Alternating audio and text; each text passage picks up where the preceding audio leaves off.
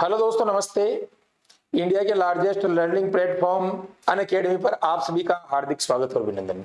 साथियों, previous year question की जो अपनी सीरीज चल रही है उसी को आगे बढ़ाते हुए आज फिर से एक नया सेशन आपके लिए लेकर आ चुका हूं। साथियों, आपको बताना चाहता हूं, राजस्थान का कोई भी एग्जाम होता है उसमें लगभग दोस्तों 30 से 40% तक प्रीवियस ईयर क्वेश्चन ही रिपीट होते हैं। दोस्तों, आप चाहे कोई भी एग्जाम देख लेना, आरएएस का एग्जाम देख लेना, सब इंस्पेक्टर का देख लेना, आप संगणक कंप्यूटर कोई भी एग्जाम देखो दोस्तों, तो इसीलिए आपको ये जो क्वेश्चन है यहाँ पर मैं करवाने वाला हूँ व्याख्या के साथ में दोस्तों, ताकि आपकी तैयारी अच्छे से हो जाए और आपका रिवीजन भी हो जाए दोस्तों। तो चलिए स्टार्ट करते हैं दोस्तों।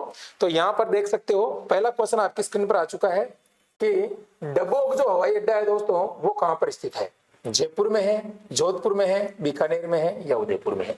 डबोक हवाई अड्डा कहां पर स्थित है दोस्तों? चार ऑप्शन आपके सामने है, यहाँ पर देखिएगा जयपुर, जोधपुर, बीकानेर या उदयपुर। तो साथियों, आप सभी को पता है जो डबोक एयरपोर्ट है दोस्तों वो आपका पड़ेगा दोस्तों कहां पर है? उदयपुर के अंदर। उदयपुर के अंदर दोस्तों पड़ेगा कौन सा? डबोक। बात करते हैं दोस्तों बीकानेर में, तो नाल हवाई अड्डा है। बीकानेर में क्या है? नाल। आगे बात करते हैं दोस्तों जोधपुर में, तो जोधपुर के अंदर पड़ता है दोस्तों रातानाडा। रातानाडा। कौन सा? रातानाडा। ठीक है। इसके अलावा दोस्तों जयपुर में बात करते हैं, तो जयपुर में आपको पता है सांगानेर एयरपोर्ट। ठीक है। इस तरीके से आपको ध्यान रखना है, डबोक, उदयपुर, रातानाडा, जोधपुर, बीकानेर, नाल। चलिए आगे बढ़ते हैं प्रिय साथियों। नेक्स्ट जो क्वेश्चन है अपना वो देख लीजिएगा, आपकी स्क्रीन पर आ चुका है। प्रश्न संख्या देखिएगा 2। ब्रह्मोस मिसाइल का परीक्षण हेतु कहां से प्रक्षेपित किया गया? जो ब्रह्मोस मिसाइल है दोस्तों, जो भारत और रूस की दोनों की दोस्तों, दोनों के संबंध से, दोनों के यहाँ पर दोस्तों सहयोग से वो मिसाइल का निर्माण किया गया है, ब्रह्मोस मिसाइल। तो दोस्तों उसका प्रक्षेपण किया गया था दोस्तों, उसका पहले परीक्षण किया गया था दोस्तों। कहां से उसको छोड़ा गया था? पहले उसका टेस्ट लिया गया था। तो दोस्तों Pokhran field range, firing range, Varanasi, A एवं बी दोनों या इनमें से कोई नहीं। तो प्यारे साथियों, आपको पता है इस प्रश्न का जो आंसर है वो हो जाएगा आपके दोस्तों पोखरण फील्ड फायरिंग रेंज। ये कहां पड़ती है दोस्तों? ये पड़ती है आपके जैसलमेर में। जहां से दोस्तों आपको पता है, जहां से क्या हुआ था दोस्तों, एपीजे अब्दुल कलाम जो अपने दोस्तों क्या थे? प्रेसिडेंट थे। उस समय दोस्तों आपको पता है क्या हुआ था? उस समय अपने अटल बिहारी वाजपेयी जी थे। उस समय दोस्तों यहाँ पर जो है, यहाँ से एक जो है दोस्तों परमाणु परीक्षण भी किया गया था दोस्तों जैसलमेर से। ये भी आपको ध्यान रखना। चलिए आगे बढ़ते हैं।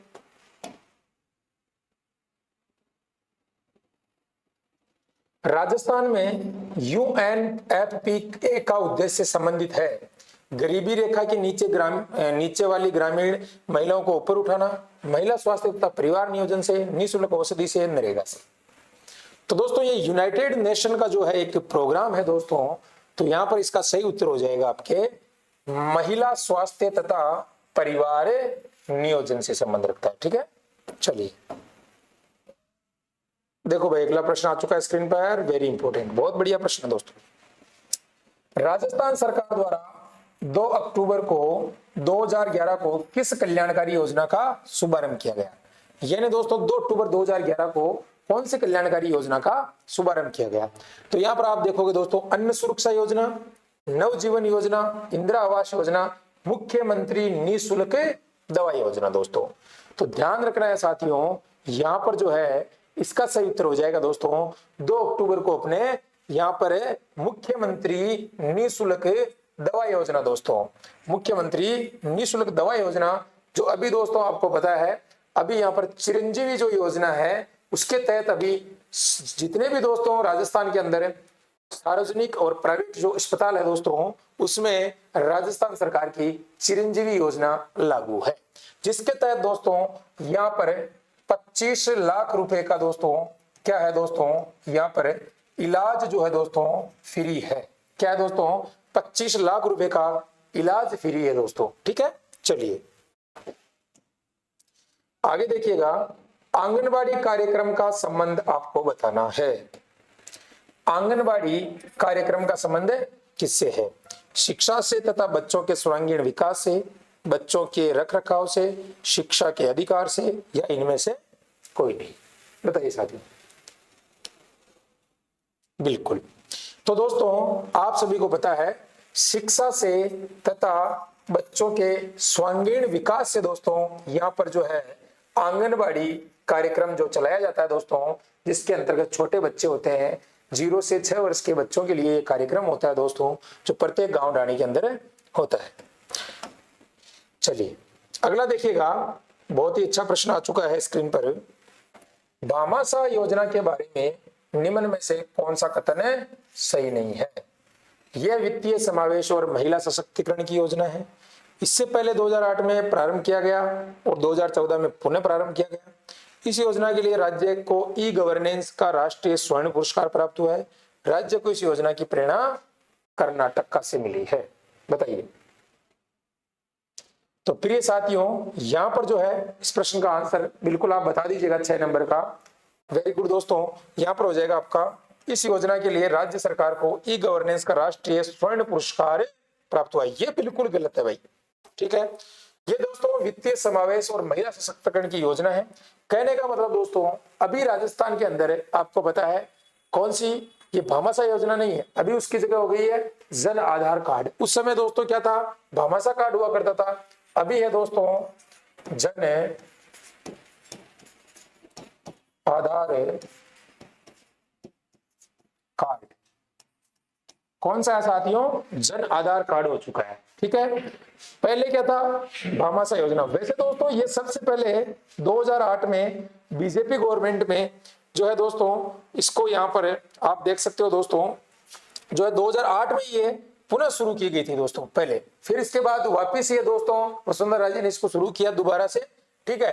तो इस तरीके से आप देख सकते हो अभी वर्तमान में भामाशाह की जगह जन आधार कार्ड है, और इसमें पहले महिला मुखिया हुआ करती थी, अभी भी महिला मुखिया है, लेकिन इस योजना का नाम है बदल दिया गया है वर्तमान सरकार के द्वारा। तो यहाँ पर दोस्तों ये इस योजना, ये कर्नाटक से इसकी प्रेरणा ली गई थी दोस्तों इस योजना की, ठीक है। चलिए, कहने का मतलब दोस्तों राजस्थान या इंडिया का कोई भी स्टेट हो, एक दूसरे की योजनाएं दोस्तों वहां के मॉडल फॉलो किए जाते हैं अपने अपने राज्यों के अंदर।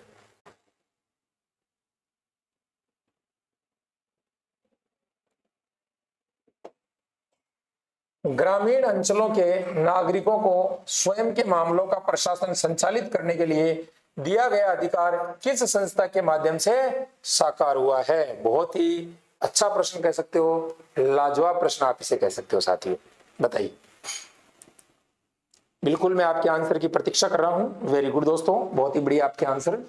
चलिए, तो यहां पर दोस्तों आप देखोगे ग्राम पंचायत, जिला परिषद ए और बी दोनों, तो यहां पर सही उत्तर हो जाएगा ग्राम पंचायत। कहने का मतलब दोस्तों महात्मा गांधी जी ने, आप सभी को पता है दोस्तों, एक बात कही थी कि गांवों का जो, शहरों का जो भविष्य है दोस्तों वो गांव में बसता है। कहां पर बसता है? शहरों का जो भविष्य है वो गांव में बसता है। और महात्मा गांधी ने दोस्तों एक पुस्तक लिखी थी दोस्तों, काफी सारी पुस्तकें, लेकिन एक पुस्तक उन्होंने लिखी थी जिसमें गांव के बारे में उन्होंने जिक्र किया था। उस पुस्तक का नाम क्या है दोस्तों? बताइए। तो आप कमेंट करके उसका आंसर दीजिएगा। My picture of free India, ठीक है, उस पुस्तक का नाम है। तो उसमें दोस्तों जिक्र किया गया है। और ग्राम पंचायत की अगर बात करें दोस्तों, आपको पता है राजस्थान के अंदर सबसे पहले 2 अक्टूबर, ध्यान रखना है दोस्तों, 2 अक्टूबर 1959 को जिला है दोस्तों नागौर, याद आप सभी को आ रहा होगा अच्छे से, गांव है बगदरी, नागौर जिले का बगदरी गांव है। वहां से क्या होती है, अपने पूरे भारत के अंदर पंचायती राज की क्या होती है दोस्तों? शुरुआत होती है। अब बात करते हैं दोस्तों यहाँ पर शुरुआत किसने की थी? तो आपको पता है 1959 में भारत के जो प्राइम मिनिस्टर थे दोस्तों, यानी प्रधानमंत्री थे, वो थे JLN, यानी जवाहरलाल नेहरू ने यहां से इसकी शुरुआत की थी दोस्तों। और तब से लेकर आज पूरे भारत के अंदर जो है पंचायती राज का सपना साकार हुआ है। कहने का मतलब दोस्तों जो पंचायती राज है दोस्तों, इसका त्रिस्तरीय यहाँ पर जो है दोस्तों, त्रिस्तरीय मॉडल यहाँ पर बनाया गया है। अलग अलग राज्यों में अलग अलग जनसंख्या के हिसाब से दोस्तों ये मॉडल है, लेकिन राजस्थान के अंदर अलग अलग जो समितियां थी दोस्तों वो गठित हुई, जैसे बलवंत सिंह मेहता समिति, ठीक है ना, अशोक मेहता, इस तरीके से काफी सारी समितियां, गिरधारी लाल व्यास दोस्तों, ठीक है। तो इस तरीके से दोस्तों ये समितियां गठित हुई, इन्होंने अलग अलग जो अपने मत रखे पंचायती राज को लेकर, ठीक है। तो यहाँ पर दोस्तों आप देख सकते हो इसमें क्या है कि यहाँ पर जो इसका स्ट्रक्चर है वो ढांचा है, वो आपको मैं बताऊंगा कितने स्तरीय है। 3 स्तरीय है दोस्तों, फर्स्ट, सेकंड और थर्ड। कहने का मतलब दोस्तों निचला जो स्तर है इस पे क्या होती है, ग्राम पंचायत, ठीक है। और दोस्तों दूसरा जो स्तर आता है उस पे होती है पंचायत समिति, ठीक है। और तीसरा पर होता है दोस्तों जिला परिषद। इस तरीके से दोस्तों इसमें जो है ये पंचायती राज का आपका क्या है दोस्तों, स्ट्रक्चर है। और पंचायती राज में दोस्तों आपको पता है दोस्तों यहाँ पर जो है, अब पहले तो क्या हुआ करते थे दोस्तों, जो चुनाव थे वो खुद पंचायत राज ही करवाता था, लेकिन इसमें एक चीज का यहाँ पर दोस्तों राज्य निर्वाचन आयोग का गठन किया गया था जुलाई 1994 के अंदर दोस्तों, जुलाई 1994 के अंदर राज्य निर्वाचन आयोग का क्या किया गया था, गठन किया गया था दोस्तों। तो राज्य निर्वाचन आयोग दोस्तों क्या करता है, राजस्थान के अंदर आपके जो पंचायत समिति के चुनाव है दोस्तों वो करवाता है। अब इसमें पंचायत समिति में जैसे अपने ग्राम पंचायत हो गई, पंचायत समिति हो गई, जिला परिषद, यानी पंचायती राज के संस्थाओं के चुनाव करवाता है। इसके अलावा दोस्तों जो है अपने नगरीय निकाय के चुनाव भी करवाता है, सहकारी समितियों के चुनाव भी करवाता है दोस्तों, सहकारी समितियों के चुनाव भी करवाता है दोस्तों। तो आपको ध्यान रखना है दोस्तों कि यहाँ पर एक चीज आपसे जो है एग्जामिनर पूछ लेता है कई बार और कंफ्यूज भी कर देता है कि यहाँ पर राजस्थान के अंदर एमएलए के चुनाव कौन करवाते हैं। तो आप ये मत सोचना कि जो है अपने निर्वाचन आयोग, पिछली बार RS 2021 में प्रश्न आया था कि जो है निर्वाचन आयोग कितने सदस्य हैं, तो उस तरीके से एक प्रश्न आया था। तो आपको ध्यान रखना है पंचायती राज के चुनाव करवाता है, नगरीय निकाय के चुनाव करवाता है, सहकारी समितियों के चुनाव करवाता है, अगर कोई उपचुनाव हो जाता है इनसे संबंधित तो भी करवाता है। इसके अलावा दोस्तों आपको ध्यान रखना है जो MLA, member of legislative assembly, जो आपके विधायक महोदय होते हैं एमएलए, उनका जो चुनाव है वो करवाते हैं भारत निर्वाचन आयोग दोस्तों। कौन करवाता, भारत निर्वाचन आयोग। इसके अलावा आपके जो एमपीज होते हैं, मेंबर ऑफ पार्लियामेंट, जिसे अपन क्या कहते हैं दोस्तों, सांसद कहते हैं। जैसे अपने राजस्थान में 25 है दोस्तों, इसी तरीके से प्रत्येक राज्य के अंदर अलग अलग उनकी जनसंख्या के अनुपात में जो डेलीगेशन कमेटी निर्धारित करती है उसके अकॉर्डिंग वहां पर जो है वो सीटें निर्धारित होती है। तो उसमें दोस्तों जो है आपके चुनाव भारत निर्वाचन आयोग के द्वारा करवाए जाते हैं। तो ये बहुत इंपॉर्टेंट प्रश्न था दोस्तों। अभी इसमें कुछ और बातें हैं जब पंचायती राज अपन पढ़ेंगे विस्तार से, तो कई चीजें और बताना इसमें बाकी है। आपको केवल ध्यान रखना है ग्राम पंचायत, इसके अलावा पंचायत समिति और जिला परिषद, ये त्रिस्तरीय मॉडल है और इसकी शुरुआत जो है इसी से ही पूरा दोस्तों यहाँ पर जो है क्या हुआ था, यहाँ पर है पूरा जो है अधिकार इस संस्था के माध्यम से जो है यहाँ पर साकार हुए हैं। भाई आज गांव का जो कोई मुद्दा है, गांव का अगर कोई भी मैटर है तो वो सरपंच अपने स्तर पे उसका जो है यहाँ पर जो है पूरा निस्तारण करता है, क्योंकि दोस्तों यहाँ पर उसको अथॉरिटी दी गई है। वो एक दोस्तों संवैधानिक बॉडीज वहां पर जो है उसको इंप्लीमेंट किया गया, उसको नियुक्त किया गया, लागू किया गया वहां पर। तो उस तरीके से ये सारी चीजें आपके रहने वाली है। ठीक है दोस्तों, चलिए बहुत टाइम लग गया इस प्रश्न के अंदर, क्योंकि दोस्तों ये इंपॉर्टेंट था। बाकी सारे प्रश्न इंपॉर्टेंट है, लेकिन क्या है कि कई बार जो चीजें होती है वो बहुत इंपॉर्टेंट हो जाती है बताना। ठीक है, चलिए नेक्स्ट देखिएगा। अभी जस्ट बताया था मैंने कि किसके द्वारा यहाँ पर किया गया, तो यहाँ पर देखो 2 अक्टूबर 1959 को पंडित जवाहरलाल नेहरू के द्वारा मैंने बताया कि नागौर के बगदरी गांव के अंदर इसकी पंचायती राज की आपकी क्या की गई, शुरुआत की गई दोस्तों। साथ में आपको ध्यान रखना पंचायती राज के साथ साथ ही दोस्तों अपना जो आर्टिकल 243 है उसके अंतर्गत ही अपने दोस्तों क्या है यहाँ पर नगरीय निकाय। नगरीय निकाय के अंदर आपको दोस्तों क्या पता है, नगर निगम, नगर पालिका, नगर परिषद तीनों आते हैं। जैसे अपने पंचायती राज के अंदर ग्राम पंचायत, पंचायत समिति, जिला परिषद होते हैं, उसी तरीके से नगरीय निकाय के अंदर ये तीनों चीजें शामिल होती है। नगरीय निकाय के अंदर दोस्तों अलग अलग यहाँ पर जो है विषय दिए गए, जिन पे दोस्तों वो क्या कर सकते हैं, अपने निर्णय ले सकते हैं। जैसे अपने दोस्तों पंचायती राज की बात करें तो पंचायती राज के अंदर दोस्तों अलग विषय दिए गए हैं। जैसे अपने नगरीय निकाय के अंदर 18 विषय दिए गए हैं दोस्तों, 18 विषय दिए गए। 18 विषय जैसे दोस्तों क्या होता है कि जो है अपने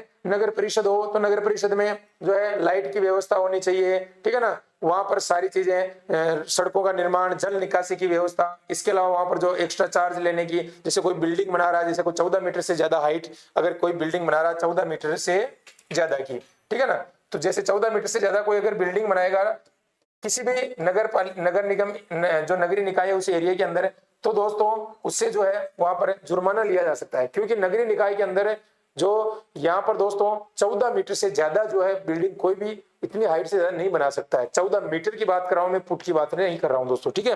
तो इस तरीके से कई चीजें होती है, और इनमें दोस्तों जैसे अभी लेटेस्ट आपको मुद्दा बताता हूं, अभी सावर जो नगर पालिका बनी है, सावर पहले दोस्तों क्या था, सावर के अंदर दोस्तों पहले ग्राम पंचायत, तो अब दोस्तों ग्राम पंचायत को ही नगर पालिका के अंदर डिवाइड किया है। तो इसमें कैसे होता है, जो डीएलबी है अपने दोस्तों, डीएलबी एक आदेश जारी करता है, उस क्षेत्र के अंदर जो सरपंच है उसको नगर पालिका का अध्यक्ष बना दिया जाता है, और आपके जो यहाँ पर है उसमें जो जैसे अपने वार्ड पंच है तो उनको दोस्तों क्या बना दिए जाते हैं, पार्षद बना दिए जाते हैं। तो ये रहता है, और तब ये कब तक चलती है प्रक्रिया आपकी, जब तक दोस्तों नए इलेक्शन नहीं हो जाते हैं तब तक ये प्रक्रिया चलती है। दोस्तों इलेक्शन की अगर बात करें, इलेक्शन कब होता है, इलेक्शन देखो दोस्तों कई बार प्रश्न आता है कि पंचायती राज के चुनाव कब होते हैं, तो दोस्तों कई बार स्टूडेंट कहते हैं कि सिर्फ 5 वर्ष में होते हैं, या पंचायती राज का कार्यकाल खत्म होने के बाद होते हैं, या 1 महीने पहले होते हैं, या 6 महीने पहले होते हैं। तो दोस्तों इसमें एक आपको ध्यान रखना है, हमेशा पंचायती राज के चुनाव कब होते हैं दोस्तों, कार्यकाल समाप्ति से पहले होते हैं, हमेशा ध्यान रखना है। कोई कहता है सर 6 महीने पहले होते हैं, जरूरी थोड़ी है 6 महीने पहले हो, मान लो जो 6 महीने पहले और वर्तमान में वो सरपंच है वो उसको कुछ हो जाए प्रॉब्लम तो फिर, तो इसीलिए इसमें एक सिस्टम होता है, पंचायती राज के जो चुनाव होते हैं आपके वो कार्यकाल समाप्ति से पहले होना कंपलसरी है, अनिवार्य है दोस्तों, बिल्कुल, ठीक है। चलिए नेक्स्ट प्रश्न की तरफ आगे बढ़ते हैं, देखिएगा अगला क्वेश्चन।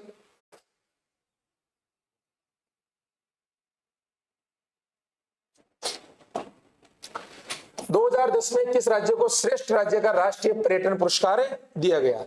दोस्तों आपको पता है अपना राजस्थान जो है पर्यटन की दृष्टि से बहुत ही इंपॉर्टेंट है दोस्तों, यहाँ पर देश ही नहीं विदेशी पर्यटक भी यहाँ पर आते हैं। आपको पता है राजस्थान के अंदर पुष्कर, इसके अलावा दोस्तों राजसमंद, कुंभलगढ़, आमेर किला, बहुत सारे पर्यटक यहाँ पर आते हैं, क्योंकि दर्शनीय स्थल काफी है, अपने पर्यटक यहाँ पर घूमने आते हैं दोस्तों सबसे ज्यादा। तो यहाँ पर पूछा गया है कि पर्यटन पुरस्कार किसे दिया जाएगा, तो दोस्तों अपने राजस्थान को ही मिलेगा भाई, ये जो पर्यटन का पुरस्कार है दोस्तों ये अपने राजस्थान को दिया गया था। राजस्थान के किस राज्य विभाग में केवल हिंदी भाषा और देवनागरी की रबड़ की मोहर का उपयोग अनिवार्य किया गया। यानी दोस्तों राजस्थान के अंदर जो भी सरकारी डिपार्टमेंट है उसमें दोस्तों देवनागरी की जो रबड़ की मोहर होती है, जो अपन देखते हैं ना दोस्तों, कोई भी सरकारी ऑफिस में जाते हैं तो अपने जो है सील जिसे अपन कह सकते हैं, सील जो मोहर होती है उसको यहाँ पर दोस्तों कंपलसरी किया गया है। तो वो कब से किया गया, 1975, 76, 1980 या 1982 दोस्तों, बताइए 10 नंबर का आंसर क्या होगा यहाँ पर, बिल्कुल। तो दोस्तों यहाँ पर जो है उसको कंपलसरी किया गया था अपने 1976 से लेकर अब तक जो है ये जो है नियम, अभी ये प्रक्रिया अपने राजस्थान के अंदर लागू है। इससे पहले दोस्तों कोई भी यहाँ पर जो है रबर की मोहर और इसका कोई भी प्रयोग नहीं होता था, ठीक है। चलिए नेक्स्ट,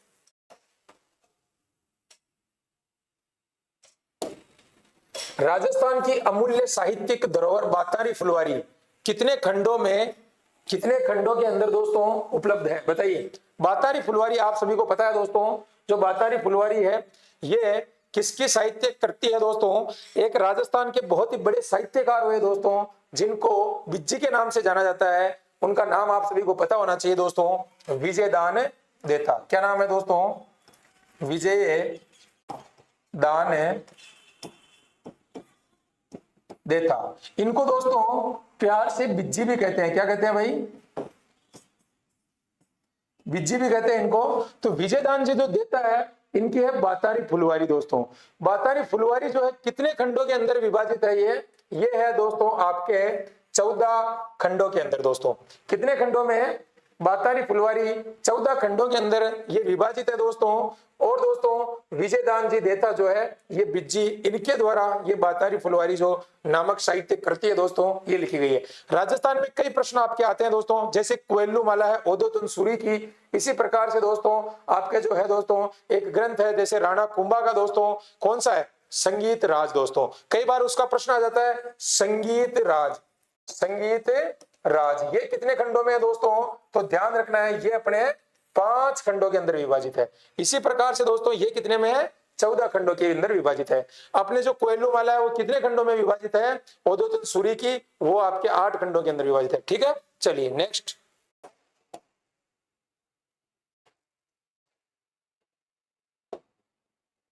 अलवर जिले के प्रतापगढ़, अजबगढ़, थानागाजी और बलदेवगढ़ में कौन सी बोली बोली जाती है, ठीक है ना, कौन सी बोली बोली जाती है दोस्तों।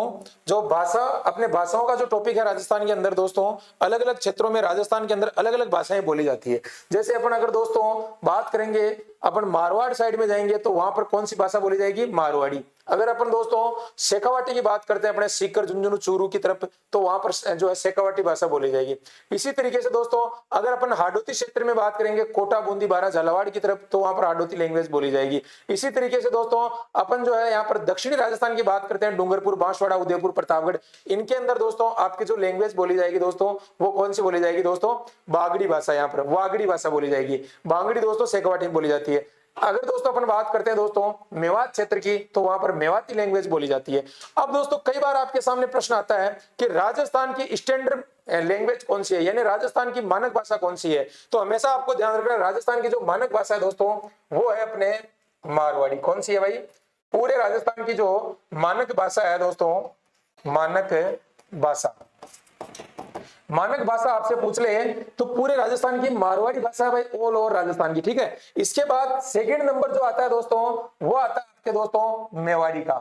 सेकंड नंबर किसका आता है, मेवाड़ी का। इसके बाद और दोस्तों पश्चिमी राजस्थान की भी अगर आपसे लैंग्वेज पूछ ले कि पश्चिमी राजस्थान के अंदर जैसे अपने जो जैसलमेर हो गया, बीकानेर हो गया, बाड़मेर हो गया, इसके अलावा जोधपुर हो गया, कुछ नागौर हो गया, उसके अंदर कौन सी भाषा बोली जाती है, तो अपने उसमें भी मारवाड़ी भाषा यहाँ पर बोली जाती है दोस्तों। ठीक है, इसके अलावा दोस्तों यहाँ पर अपने प्रश्न पूछा गया है कि प्रतापगढ़, अजबगढ़, थानागाजी और बलदेवगढ़। दोस्तों आपको पता है थानागाजी, बलदेवगढ़ ये दोस्तों आपके अलवर क्षेत्र के अंदर आते हैं दोस्तों।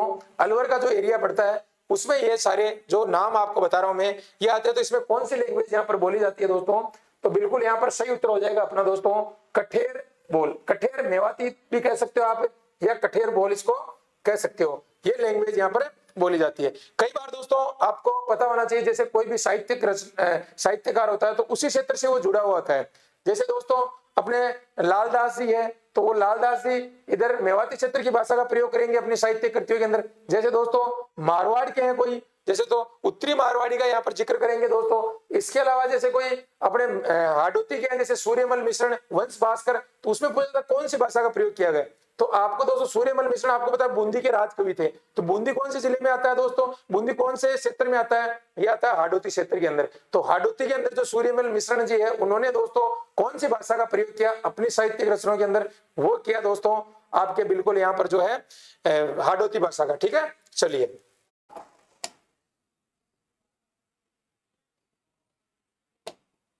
महिलाओं की ओढ़नी पोमचा का रंग कैसा होता है, ये तो भाई बिल्कुल आराम से बता सकते हैं, कोई यहाँ पर टफ प्रश्न नहीं है, लेकिन एग्जाम में कई बार आता है आपके। लाल होता है, पीला होता है, मेहरून होता है, गुलाबी होता है। तो भाई पीला ही होता है पोमचा। तो कौन सा होता है, पीला पोमचा।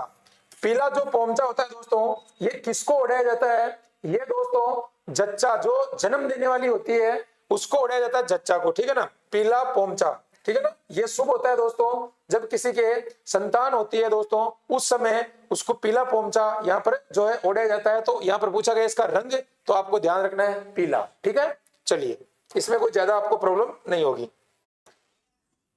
थेवा कला, वेरी इंपॉर्टेंट क्वेश्चन है। थेवा कला के लिए प्रसिद्ध परिवार कौन सा है। थेवा कला दोस्तों आपको पता होना चाहिए किस कला को कहा जाता है। राजस्थान के अंदर कई प्रकार की अलग अलग कलाएं होती है। थेवा कला हो गई, मोलेला कला हो गई दोस्तों। इसके अलावा आपके दोस्तों कई प्रकार की कला होती है, जिसमें पूछा गया कि थेवा कला के लिए प्रसिद्ध सोनी परिवार, सांगानेरी परिवार, शेखावाटी परिवार या उपरोक्त सभी। तो साथियों जो थेवा कला है, थेवा कला के लिए आपका यहाँ पर हो जाएगा सोनी परिवार। बिल्कुल दोस्तों, थेवा कला कहाँ की प्रसिद्ध है ये भी आपको ध्यान रखना है। तो प्रतापगढ़ जिले की है दोस्तों। प्रतापगढ़ ये वही जिला है दोस्तों जिसका निर्माण 26 जनवरी 2008 को तत्कालीन मुख्यमंत्री वसुंधरा राजे जी के कार्यकाल में हुआ था दोस्तों। लेकिन ध्यान रखना है, इन्होंने दोस्तों प्रतापगढ़ जो जिला है इसका कार्य प्रारंभ कब से हुआ है, क्योंकि भाई घोषणा तो जैसे अपने अशोक जी गहलोत ने कर दी कि राजस्थान के अंदर इतने जिले बना रहे हैं, लेकिन जब जिले इंप्लीमेंट होंगे, कार्य शुरू होगा, वो कब से होगा? तो यहां पर इसका ध्यान रखना थोड़ा सा। 26 जनवरी 2008 को इसका गठन किया गया था। और दोस्तों आगे बात करें, 1 अप्रैल 2008 से इन्होंने कार्य प्रारंभ किया था दोस्तों, ठीक है। तो यहां पर दोस्तों बात कर रहे थे अपने थेवा कला सोनी परिवार प्रतापगढ़ का। थेवा कला में क्या होता है दोस्तों, जो बेल्जियम के कांच होते हैं दोस्तों, कौन सी कंट्री के कांच होते हैं? बेल्जियम का कांच होता है, उसपे दोस्तों सोने की नक्काशी की जाती है, उसको कहा जाता है थेवा कला। सोनी परिवार है दोस्तों, इनको देश ही नहीं दोस्तों, पूरे विदेश के अंदर जो है कई सारे कई सारे पुरस्कार इनको दिए गए हैं दोस्तों। राजस्थान के अंदर, भारत के अंदर कई सारे पुरस्कार, और अपने राजस्थान का, देश का इन्होंने मान सम्मान बढ़ाया है। मेन मुख्य कलाकार की बात करें तो नाथूजी सोनी है दोस्तों। एक किस्सा है दोस्तों, एक आपके लिए जानकारी भी है, इंपॉर्टेंट है, क्योंकि दोस्तों एक विशेष बात है यहाँ पर है कि जो सोनी परिवार है, ये जो इस कला को दोस्तों अपनी जो यहाँ पर बहन होती है या बेटी होती है, उससे ये दोस्तों बिल्कुल अलग रखते हैं। कहने का मतलब उनको इस कला के बारे में जानकारी नहीं देते हैं दोस्तों। इनके पीछे जब इनको पूछा गया कि भाई आप ऐसा क्यों करते हो, आपको तो उल्टा महिला शिक्षा को बढ़ावा देना चाहिए, आपको महिलाओं को आगे लाना चाहिए, आपको इस कला को बताना चाहिए सबके पास में। इन्होंने जवाब दिया कि अगर जो मेरी कला है वो अगर सभी के पास में पहुंच जाएगी तो उस कला की क्या वैल्यू नहीं रहेगी। इसीलिए दोस्तों इन्होंने अपनी जो परिवार की बहन बेटियां हैं उन तक इस कला को नहीं पहुंचाया, क्योंकि इन्होंने कहा कि जैसे बहन बेटी की शादी होती है, दूसरी जगह जाएगी, वहां पर वो कला सिखा देगी, फिर उसकी लड़की होगी वो दूसरी जगह जाएगी, फिर ऐसे करते करते दोस्तों ये जो कला है सब जगह पहुंच जाएगी। तो ये चाहते थे कि जो मेरी कला है मेरे पास में रहे और मैं इसको अच्छे तरीके से आगे इसका मान सम्मान बढ़ा सकूं, आगे बढ़ा सकूं इसको। तो ये यहाँ पर एक कहानी किस्सा है दोस्तों। कहा जाता है, अभी तक इसके कोई साक्ष्य नहीं है, लेकिन जो किताबों में बातें लिखी हुई है उसके अकॉर्डिंग हम आपको यहाँ पर बता रहे हैं, ठीक है। तो ध्यान रखना, सोनी परिवार प्रतापगढ़, थेवा कला, बेल्जियम के कांच पर जो है सोने की नक्काशी की जाती है, उसे थेवा कला कहा जाता है, राइट।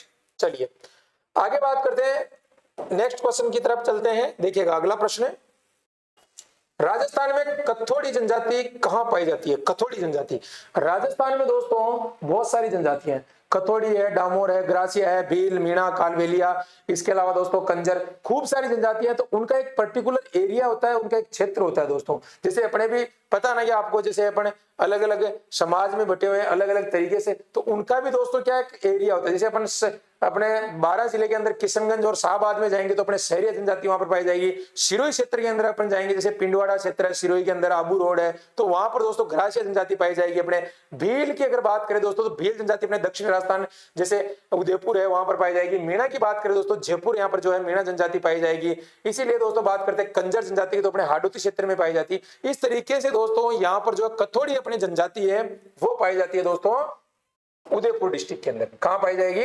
कथोड़ी जनजाति आपके उदयपुर के अंदर दोस्तों कथोड़ी जनजाति पाई जाएगी, ठीक है। नेक्स्ट,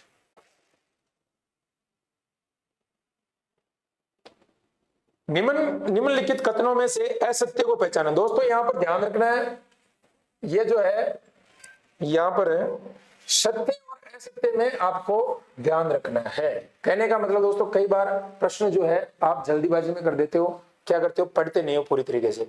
मेरे साथ भी कई बार ऐसी घटनाएं हुई है कई बार, कि जैसे अपन इस प्रश्न को पढ़ रहे हैं कि कौन सा इसमें से सत्य है, असत्य है। इसके अलावा ऐसे भी आ सकता है सही नहीं है, ऐसे भी आता है सही है, कौन सा उचित है, अनुचित है। तो यहाँ पर जो इस लाइन को आप ढंग से कर पढ़ोगे तो नीचे वाला काम बहुत आसान हो जाता है, ठीक है। तो यहाँ पर देखिएगा प्रश्न कह रहा है कि राजस्थान में वर्षा दक्षिण और दक्षिण पूर्व से उत्तर और उत्तर पश्चिम में घटती है। ठीक है भाई, पहले एक बार पढ़ेंगे सबको, उसके बाद कहेंगे कि कौन सा गलत है, ठीक है। तो राजस्थान में वर्षा दक्षिण और दक्षिण पूर्व से उत्तर पश्चिम में घटती है। मानसून की अरब सागरीय शाखा राजस्थान में वर्षा का प्रमुख स्रोत है। पश्चिमी राजस्थान के बाद शीतकाल में वर्षा प्राप्त करता है। पश्चिमी राजस्थान यानी शीतकाल के अंदर जो अपने बात करते हैं नवंबर, दिसंबर, जनवरी तक जो वर्षा होती है, वो कह रहा है कि पश्चिमी राजस्थान के जो है यहाँ पर वर्षा।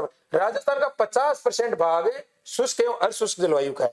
तो साथ ही बताइए 16 नंबर का जो अपने आंसर है वो यहाँ पर क्या हो जाएगा? बिल्कुल यहाँ पर दोस्तों, यहाँ पर जो बात हो रही है ये बिल्कुल गलत बात हो रही है। कौन सी नंबर की बात हो रही है? 3 नंबर, यानी जो सी ऑप्शन है आपका, ये बिल्कुल यहाँ पर फिक्स नहीं बैठ रहा है, ये गलत बात बता रहा है। कैसे बता रहा है दोस्तों? देखिएगा यहाँ पर प्रश्न पहला ये कह रहा है कि भाई अपने राजस्थान में वर्षा दक्षिण और दक्षिण पूर्व से और उत्तर पश्चिम में घटती है। कहने का मतलब अपने जैसे यहाँ पर मैं छोटा सा आपको ऐसे बता रहा हूँ, इस तरीके से राजस्थान का इस तरीके से मैप होता है। रियल मैप अगर अपन बात करें, जैसे टी हेडली ने जो कहा था कि राजस्थान यानी चतुष्कोणीय समकोणीय उसकी आकृति है, यानी पतंगाकार। तो यहाँ पर दोस्तों इस तरीके से राजस्थान है। अब यहाँ पर अगर अपन बात करेंगे राजस्थान में वर्षा दक्षिण और दक्षिण पूर्व से, तो अपने दोस्तों यहाँ पर हो गया, यहाँ पर है ये दक्षिण साउथ हो गया, ये ईस्ट हो गया, ठीक है, ये वेस्ट हो गया, ये नॉर्थ हो गया आपके, ठीक है ना।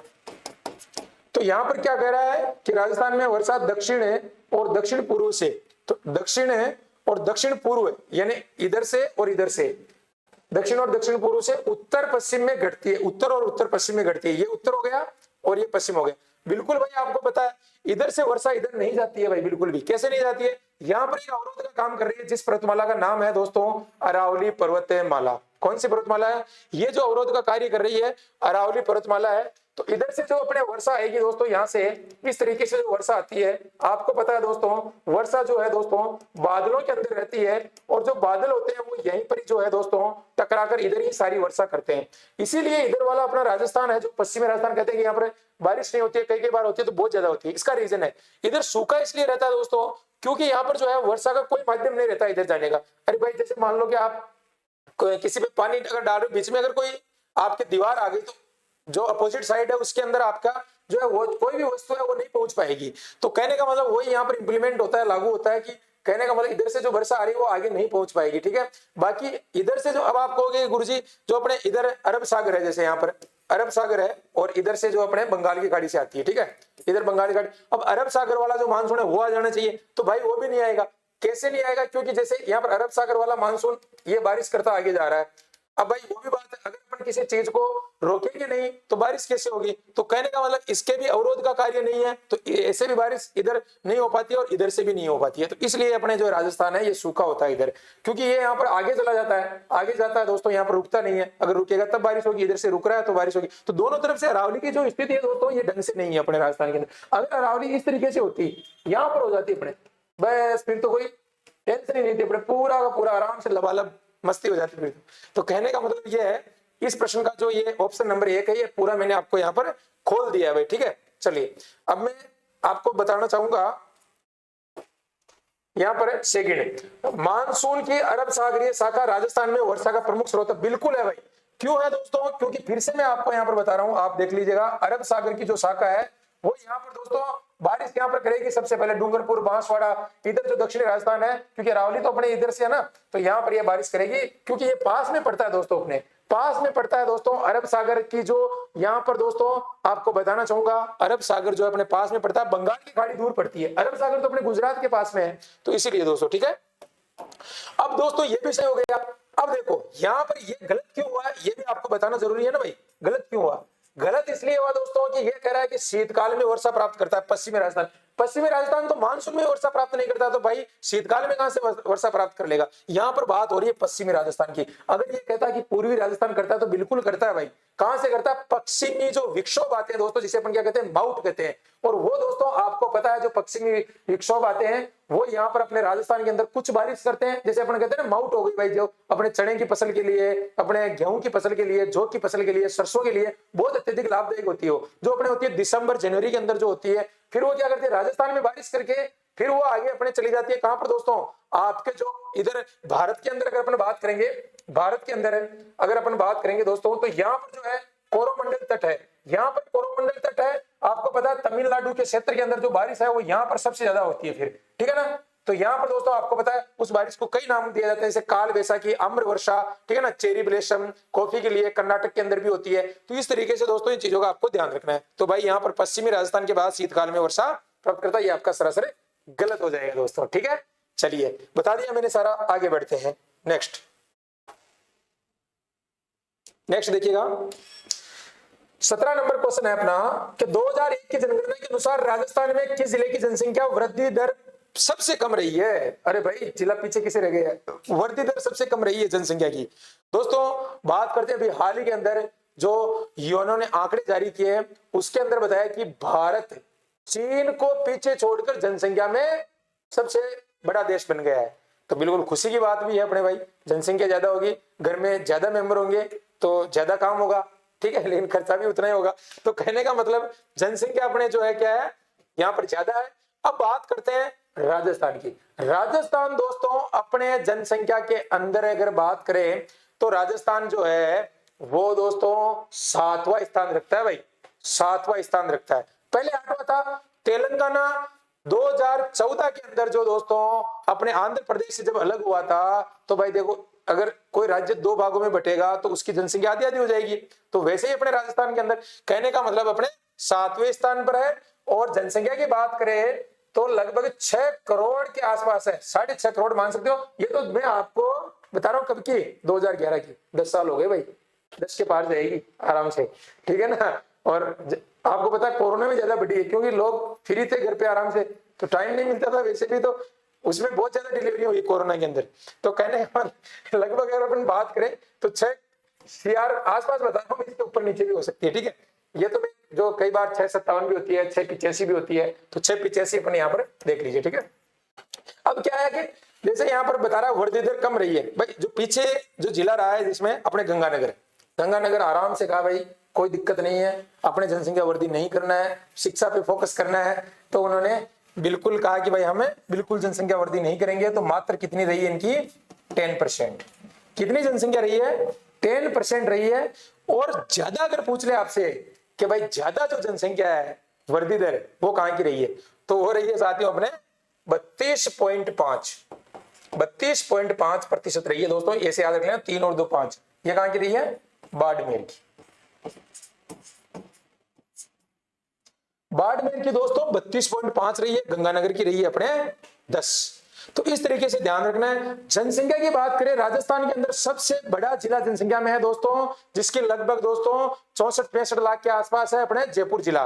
कम की बात करें तो अपने जैसलमेर है भाई सबसे कम जनसंख्या में। लेकिन दोस्तों जनसंख्या कम है, एरिया कम नहीं है जैसलमेर का, सबसे बड़ा क्षेत्रफल के अंदर जिला जो है जैसलमेर है दोस्तों, ठीक है। इस तरीके से ध्यान रखना, जब अपने यहाँ पर जनसंख्या का डेटा पढ़ेंगे तो उसमें लिटरेचर रेट वगैरह, एजुकेशन वगैरह सारी चीजें आपको जो है यहाँ पर पॉपुलेशन डेंसिटी घनत्व है, इसके अलावा आपके जो है लिंगानुपात, ठीक है ना, ये सारी चीजें अपन डिस्कशन करेंगे।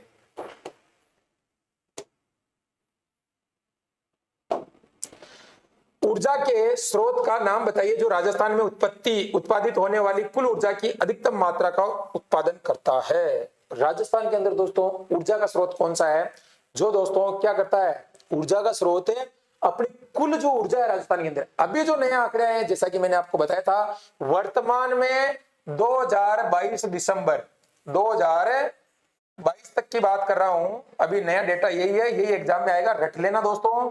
कितनी है, 2 3 4 8 7 मेगावाट, ठीक है। कितनी है भाई, 23,487 मेगावाट क्या है अभी राजस्थान की कुल अधिष्ठापित ऊर्जा क्षमता है। कुल अधिष्ठापित मतलब इतनी ऊर्जा राजस्थान के पास में जो है उत्पादित होती है। इसमें सबसे ज्यादा जो योगदान होता है वो उष्मीय ऊर्जा का होता है दोस्तों, ठीक है ना, जिसे अपन तापीय ऊर्जा कह सकते हैं। तापीय ऊर्जा कौन सी कह सकते हैं, तापीय, जिसे अपन तापीय ऊर्जा कह सकते हैं, ठीक है दोस्तों। पवन ऊर्जा में भी राजस्थान पहले नंबर पे आ चुका है। सौर ऊर्जा के अंदर भी राजस्थान फिलहाल पहले नंबर पर है, ये भी ध्यान रख लेना। किसमें, पवन ऊर्जा और सौर ऊर्जा में राजस्थान है पहले नंबर पर है भाई, ठीक है। अब आगे यहाँ पर बात करेंगे दोस्तों, पवन ऊर्जा आपको पता है, पवन ऊर्जा जो अपने सबसे ज्यादा अपने जैसलमेर साइड के अंदर जो है पवन ऊर्जा के आपके संयंत्र लगे हुए होते हैं। और ये दोस्तों जो है यहाँ पर विंड से जो है हवा से ये जो पैनल है दोस्तों, ये पंख है जो ये घूमते हैं और उसके बाद ये एनर्जी जनरेट करते हैं और ये एनर्जी अपने कन्वर्ट होकर दोस्तों अपने पावर हाउसों के अंदर जो है पहुंच जाती है, फिर अपने घरों तक बिजली आती है। तो ये पवन ऊर्जा हो गई दोस्तों। इसके अलावा दोस्तों आपको पता है राजस्थान के अंदर परंपरागत गैर परंपरागत ऊर्जा के भी स्रोत हैं। जैसे परंपरागत अगर ऊर्जा की अपन बात करें तो परंपरागत तो अपने जैसे यहाँ पर जो ऊर्जा वो होती है परंपरागत की, जैसे उसके साधन सीमित है भाई। जैसे कोयला जो है यहाँ पर आपको पता है सीमित है, कोयला जो गैस है, ये कहने का मतलब दोस्तों गैर परंपरागत वो होती है जो दोबारा उसको जनरेट करते हैं अपन। जैसे पवन ऊर्जा है, पवन ऊर्जा चल रही है सीमित कोई मात्रा में, इसका सौर ऊर्जा कितनी भी कर सकते हैं अपन, पवन ऊर्जा कितनी भी कर सकते हैं। जैसे कोई अंदर से ऊर्जा आ रही है तो वो तो भाई उसका एक लिमिट होती है कि भाई कहां से कहां तक वो रहेगी। ठीक है, चलिए आगे बढ़ते हैं प्रिय साथियों, नेक्स्ट क्वेश्चन की तरफ चलते हैं।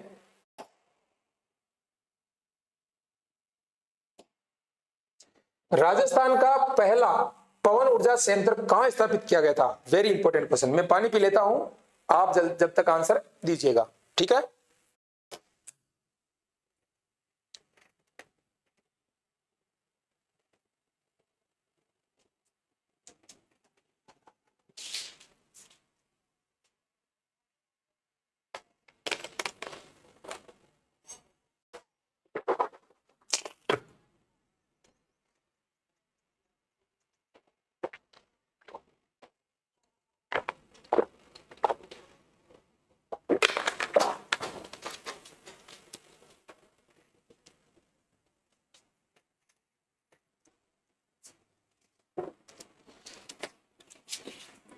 तो साथियों अपना आंसर आ चुका होगा लगभग सभी स्टूडेंट का। जो पवन ऊर्जा संयंत्र है वो जैसलमेर के अंदर, यहां पर अमर सागर के अंदर स्थापित किया गया है।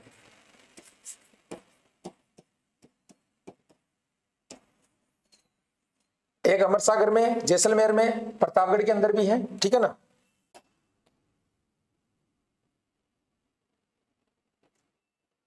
राजपूताने की किस स्थान पर अलाउद्दीन खिलजी को कठोर संघर्ष करना पड़ा? बहुत इंपॉर्टेंट प्रश्न है। चित्तौड़गढ़, रणथंभौर, सिवाना, भीलवाड़ा, बाड़मेर, भरतपुर, ए और बी दोनों या कोई नहीं? तो दोस्तों कठोर जो संघर्ष करना पड़ा है वो कहां पर करना पड़ा है? आप यहां पर देखिएगा, अलाउद्दीन खिलजी दोस्तों राजस्थान के अंदर जो है सबसे पहले साके की जो शुरुआत हुई है आपको पता है, सबसे पहले दोस्तों रणथंभौर से ही हुई है। रणथंभौर के अंदर अलाउद्दीन खिलजी ने 1301 के अंदर आक्रमण किया था दोस्तों, और यहाँ का राजा था हमीर देव चौहान। कौन था साथियों? हमीर देव चौहान था। हमीर देव चौहान था दोस्तों, इसके बारे में कहा जाता है कि सिंह गमन सतपथ वचन कदलिन फल एक बार, तिरिया तेल हमीर हट चढ़े न दूजी बार। कहने का मतलब दोस्तों ये ऐसा राजा था दोस्तों जो एक बार अपना निर्णय कर लेता था दोस्तों, एक बार निश्चय कर लेता था, वो फिर दोबारा उसकी हट थी, हमीर अपनी हट के लिए जाना जाता था। आप कभी जब रणथंभौर दुर्ग में जाओगे तो कहा जाता है कि यहाँ पर जो उसके घोड़े के जो निशान है दोस्तों, आपको किले पे जब आप ऊपर प्रवेश करोगे तो वहां पर आपको उनके निशान मिलेंगे पत्थरों पर, ऐसा कहा जाता है क्यों अंदित है, लेकिन वहां पर है भी सही। अब दोस्तों इसका जो आशय है ये होता है कि सिंह सवान सतपथ वचन, सिंह गमन यानी सिंह गमन भी कह सकते हो, शेर जिस तरफ से चला जाता है एक बार उसके रास्ते में शिकार बचने की गुंजाइश नहीं रहती है, तो इसके लिए बोला है कि सिंह गमन शतपथ वचन। एक बार जो मुंह से किसी के वचन निकल गए वो दोबारा ले सकते हो क्या भाई आप? अरे भाई अपने वचन दोबारा तो नहीं ले सकते, क्षमा याचना कर सकते हो, माफी मांग सकते हो, आप क्षमा प्रार्थी कर सकते हो, लेकिन वचन वापस नहीं ले सकते हो। तो सिंह गमन शतपथ वचन कदलिन फल एक बार, कदलिन का मतलब होता है जो केले का वृक्ष होता है दोस्तों, वो पूरे अपने वर्ष में एक ही बार फल देता है, ये नहीं कि रोज ही फल देता है, ये हर 2 महीने में देता है, केला एक ही बार फल देता है। ठीक है ना। और तिरिया तेल हमीर हट चढ़े ना दूजी बार, तिरिया तेल का मतलब क्या होता है दोस्तों, यहाँ पर जो है कोई भी स्त्री होती है, लड़की होती है, अगर उसकी एक बार शादी हो जाती है फिर वो दूसरी शादी करती है तो उसके दोस्तों जो तेल की रस्म होती है, अपने हल्दी की रस्म होती है, वो एक ही बार होती है भाई। आजकल तो वही बैंड बाजा और पाचा तोरण लगाओ और बंदियाग बिठाओ और सारी चीजें भाई चल रही है वापिस है, लेकिन जो नियम है, नियमों के अंदर जो अगर अपन जाते हैं तो जो होती है उसके एक ही बार तेल चढ़ता है भाई। ठीक है ना, बार बार तेल नहीं चढ़ता है। आजकल तो क्या है, मैं तो वो करवाऊंगी वो और मेरे तो वापिस लगन लिखवाओ और उस तरीके, तो वो सारी चीजें पहले सही तरीके से चलती थी। ठीक है, तो कहने का मतलब है। और इसके अलावा जो अपने सिंह गवन सतपथ वचन कदलिन फल एक बार, तिरिया तेल हमीर हट, हमीर का जो हट था यानी एक बार उसने हट कर ली तो वो दूसरी बार कोई गुंजाइश नहीं रहती थी उसके। ठीक है, तो ये बात है रणथंभौर की।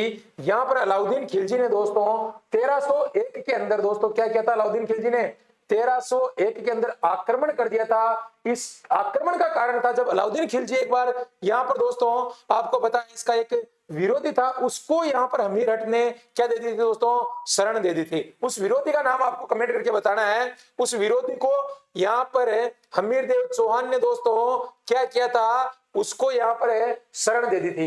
ये बात अलाउद्दीन खिलजी को पता चल गई। अलाउद्दीन खिलजी ने यहाँ पर है धावा बोल दिया। धावा बोला तो दोस्तों हमीर देव के जो सेनापति थे उन्होंने भी विश्वासघात कर दिया। भाई आपको पता है दोस्तों दुश्मन तो सबके रहते हैं, घर का बेटी लंका डाय। तो कहने का मतलब दोस्तों अपने में से ही जो कुछ लोग होते हैं वो अपना ही साथ नहीं देते। तो कहने का मतलब इन्होंने यहाँ पर जो है रणथंभौर में जो हमीरदेव चौहान के सेनापति थे दोस्तों रणमल और रत्तीपाल दोनों ने दोस्तों क्या किया, यहाँ पर जब इन्होंने आक्रमण किया तो यहाँ पर दोस्तों ये जब दुर्ग के बाहर था, दुर्ग से दूर था, तो उनसे संपर्क हो गया दोस्तों। और उन्होंने दोस्तों कहा जाता है कि जो उनका आटा था उसके अंदर कुछ मिला दिया था। तो ऐसे कई जगह कहा जाता है कि उसमें मांस मिला दिया था या कुछ चीजें ऐसे, वो एग्जाम में नहीं आएगा बट कहानी है कि उसमें मिला दिया था। और वो जो है सारे वहां पर जो है सैनिक वगैरह वो यहाँ पर मर गए थे दोस्तों।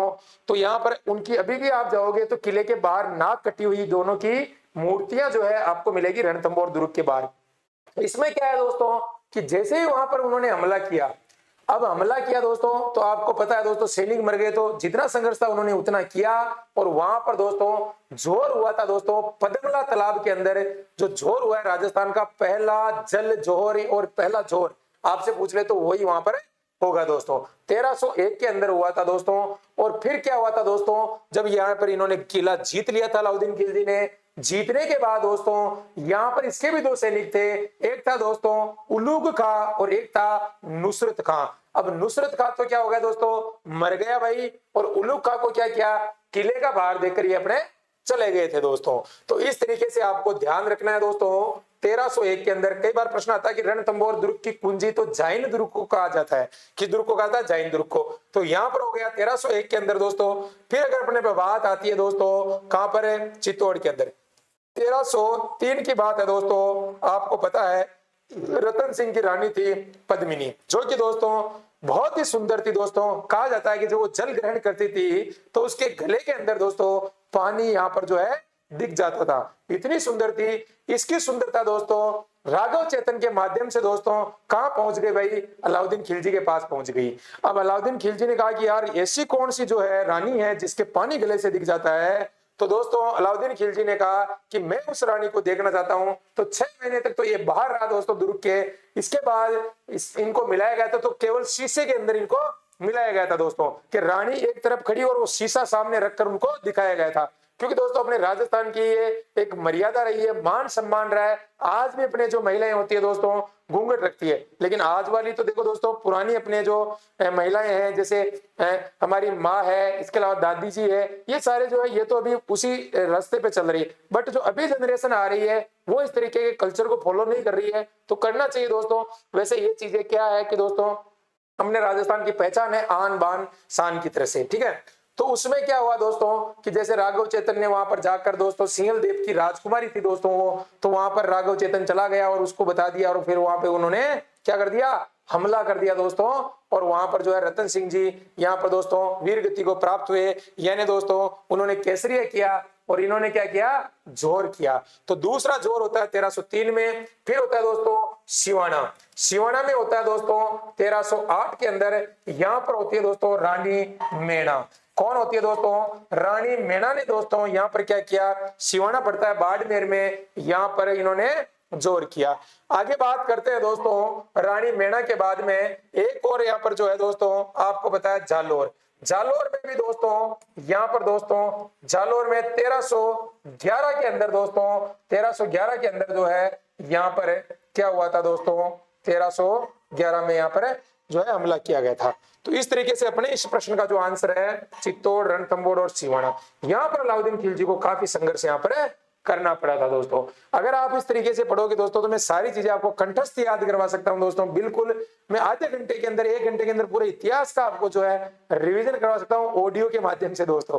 तो कहने का मतलब लिखने के बजाय अगर आप ज्यादा सुनने पे ध्यान दोगे तो आपको अच्छा लगेगा, ठीक है। तो इस बात पे क्लास को एक बार शेयर करो भाई, आप शेयर नहीं करोगे तो क्लास अपने साथियों के पास नहीं पहुंचेगी और मुझे भी मोटिवेशन मिलेगा इस चीज से दोस्तों। क्योंकि अपने लेट्स क्रैक राजस्थान पे अभी नई क्लासें मैंने शुरू की है, तो आप जल्दी से इसको शेयर कर दीजिएगा, सब जगह फटाफट से फैला दीजिएगा ताकि तमाम स्टूडेंट के पास में पहुंच जाए। और दोस्तों चैनल को लाइक और सब्सक्राइब जरूर कर लेना। चलिए तो ये हो गया अपना प्रश्न।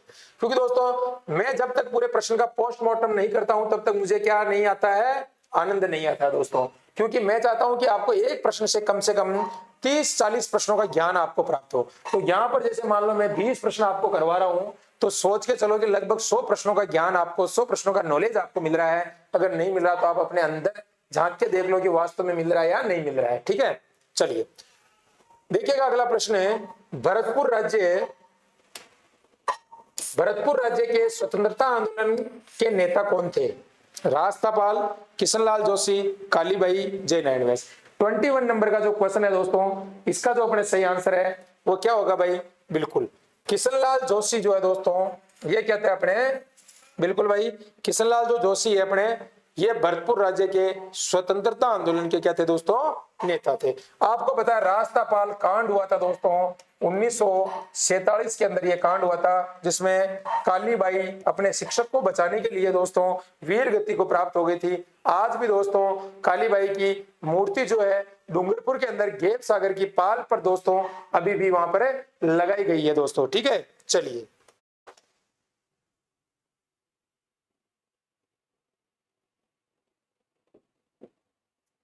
कुमारपाल प्रबंध में उल्लेख है कि चित्तौड़ किले का निर्माण एक मौर्य राजा ने करवाया था, उस राजा का नाम क्या है?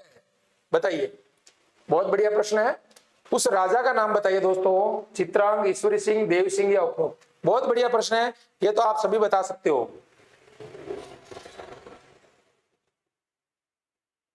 तो साथियों बिल्कुल आपको पता होना चाहिए, ये अपने चित्रांग मौर्य दोस्तों।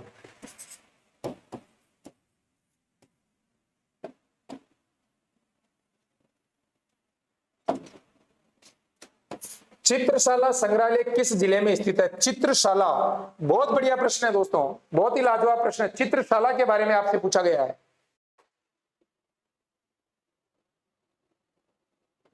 जयपुर, बीकानेर, अजमेर या बूंदी? चित्रशाला।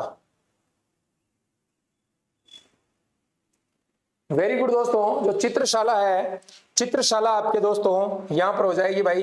बिल्कुल, काफी विद्यार्थी के यहाँ पर आंसर भी आ रहे हैं। बिल्कुल, तो यहाँ पर दोस्तों बूंदी में दोस्तों जो है यहाँ पर चित्रशाला का निर्माण किया था दोस्तों। बूंदी के शासक थे दोस्तों, कौन थे दोस्तों? कमेंट करके बताइएगा। जिन्होंने अपने महल के अंदर पूरे चित्र, बूंदी की चित्र शैली बहुत प्रसिद्ध है दोस्तों। आपको पता है पशु पक्षियों का चित्रण हुआ है बूंदी शैली के अंदर। बूंदी का तारागढ़ का किला प्रसिद्ध है दोस्तों। ठीक है ना, तो इस तरीके से आपको ध्यान रखना है। चित्रशाला संग्रहालय यहाँ पर स्थापित किया गया है।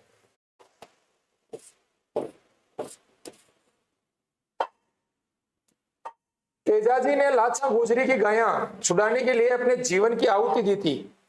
मेर के मीणाओं से, गुजरों से, ए और बी दोनों या कोई नहीं?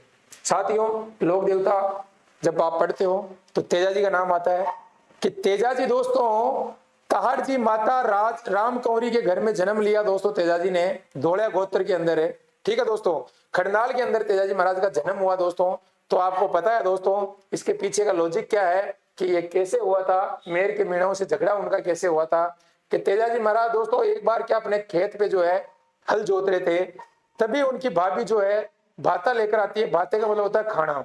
तो खाना जो लेकर आती है उसमें देरी हो जाती है, तो भाभी जो है वो भाभी को बोलते हैं कि आपने इतनी देरी से खाना क्यों लाया?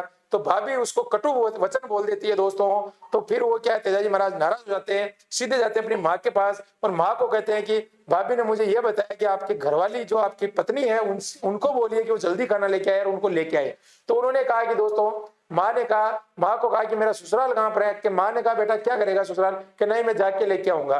तो दोस्तों उनका पहले क्या हुआ था कि तेजाजी महाराज का दोस्तों पहले जो स्टार्टिंग के अंदर इनका जब विवाह हुआ था दोस्तों पुष्कर के अंदर, पुष्कर की पेड़िया में जो है वहां पर इनके फेरे हुए थे दोस्तों। उस समय तेजाजी महाराज का जो विवाह हुआ था उस समय जो यहाँ पर है एक कहने का मतलब दोस्तों इनके जो एक थोड़ा सा विवाद था उसके रिगार्डिंग दोस्तों जो है वो यहाँ पर माँ मना कर रही थी कि आप वहां पर मत जाइए। तो फिर भी तेजाजी महाराज चले गए दोस्तों लेने के लिए। शेर पनेर तेजाजी का ससुराल है दोस्तों, ये भी नागौर में है। खरनाल भी नागौर के अंदर है दोस्तों, परबत्सर भी नागौर। तो वहां पर क्या है कि जैसे वो चले गए, अब जाने के बाद दोस्तों क्या होता है कि वहां पर गए और वहां पर अब आपको पता है कि भाई छोटे बाल विवाह हो जाता है शादी, तो उस समय अपने पता ही नहीं रहता कौन सा ससुराल है, पहले कौन से टेलीफोन हुआ करते थे, कौन से क्या थे यार। अभी तो लोकेशन ट्रेस्ट हो जाती है, डायरेक्ट पूरा सीन ही दिखाया था कि ये मेरा घर है, मेरे गांव का, आप आ जाना, ये मेरे बाप का घर है। तो पहले ऐसा सिस्टम नहीं हुआ करता था। तो पहले तेज महाराज माली को पूछे भाई कहाँ पर जाना है, कौन सा, उसे पहले उनका नाम बताइए ससुराल जी का। उसके बाद वो गए, और जाने के बाद फिर रात हो गई, तो रात हो जाती है, आपको पता कहीं पर जाते हो तो कहते हैं भाई यहीं पर रुक जाओ, रात हो गई है, कल चले जाना। तो जैसे ही तेजाजी महाराज वहां पर विश्राम किया, रात को रुके, तेजाजी महाराज की पत्नी जो है दोस्तों पेमल, जो पत्नी है दोस्तों, उनके जो है क्या है कि दोस्तों उनकी फ्रेंड थी, दोस्त थी, आप कह सकते हो उनकी सहेली थी। कौन थी? लाचक गुजरी। तो लाचक गुजरी की गाय को जो है मेर के मीणा ले गए दोस्तों, चुरा के कौन ले गए? मेर के मीणा। अब मेर के मीणों से दोस्तों तेजाजी महाराज ने युद्ध किया था। अब युद्ध दोस्तों आपको पता है कि जो है तेजाजी महाराज अकेले थे, काफी संघर्ष किया उन्होंने। तो वहां पर दोस्तों तेजाजी महाराज काफी छिन्न विचिन्न हो गए, लहूलुहान हो गए। और जब वो जा रहे थे दोस्तों उस समय, तो वो गाय लेने के लिए जा रहे थे, तभी नागराजा बांबी पे आके उनको मतलब नागराजा क्या है कि उस समय जब वो जा रहे थे तो वो क्या भाई अपने आग के अंदर जल रहे थे। तो आपको पता है कि यार कोई आपके सामने अगर ऐसी घटना हो रही है तो आप भी सोचोगे कि भाई बचाया जाए, जीव में दया। तो उस तरीके से मैंने भाले से उसको बाहर निकाल दिया। तो उन्होंने कहा कि आपने मेरे साथ गलत किया, आपको नहीं निकालना चाहिए, मैं तो आपको खाऊंगा क्योंकि मेरी मोक्ष हो रही थी, आपने ऐसा कर लिया।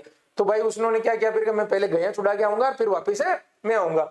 तो कहने का मतलब जो है तेजाजी महाराज घोड़ी, जो श्रृंगारी घोड़ी है, लीलन घोड़ी, उस पर बैठ के वो गए और कईयों को छुड़ा के लाए, फिर वापिस आए तो कहा कि भाई मैं कहाँ डसूंगा, आपको कहाँ बाइट करूंगा, आप तो पूरे यहाँ पर खून से लदे हुए हो। तो कहा कि मेरी जीभ के ऊपर जो है तेजाजी महाराज को सर्पदंश हुआ। तो तभी दोस्तों तेजाजी महाराज की जो सर्पदंश हुआ था दोस्तों, जो मृत्यु हुई थी दोस्तों, आपको पता है सेंद्रिया के अंदर सर्पदंश हुआ था, मृत्यु हुई थी दोस्तों सुरसुरा के अंदर। सुरसुरा के अंदर भाद्र शुक्ल दशमी को तेजाजी महाराज का विशाल मेला लगता है। सुरसुरा रूपनगढ़ जो है अपने दोस्तों किशनगढ़ अजमेर के अंदर जो है सुरसुरा पड़ता है। आगे अगर बात करें दोस्तों तो यहाँ पर जो है पनेर जो पेमल है दोस्तों, उसके बाद जो है वहां पर वो बाइट होने के बाद वो घोड़ी जाती है श्रृंगारी और पेमल को संदेश देती है दोस्तों।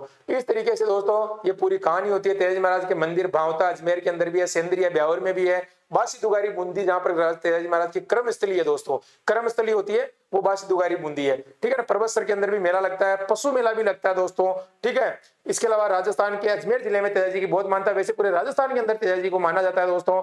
जाटों के आराध्य देव यहाँ पर माने जाते हैं दोस्तों। तो इस तरीके से दोस्तों तेजाजी महाराज के जो भक्त है वो अलगोजा बजाते हैं। साथ में दोस्तों यहाँ पर जो है तेजाजी महाराज के जो कोई भी अगर सर्पदंश वगैरह हो जाता है तो वहां पर उनके मंदिर में जाने से कहा जाता है कि वहां पर ठीक हो जाता है। तो इस तरीके से दोस्तों ये मेर के मीणों की एक कहानी मैंने आपको बताई है, और अपनी जो क्लास का टाइम है वो भी यहाँ पर संपन्न हो रहा है। और आशा करता हूं आपको आज बहुत सारी चीजें मिली होगी भाई।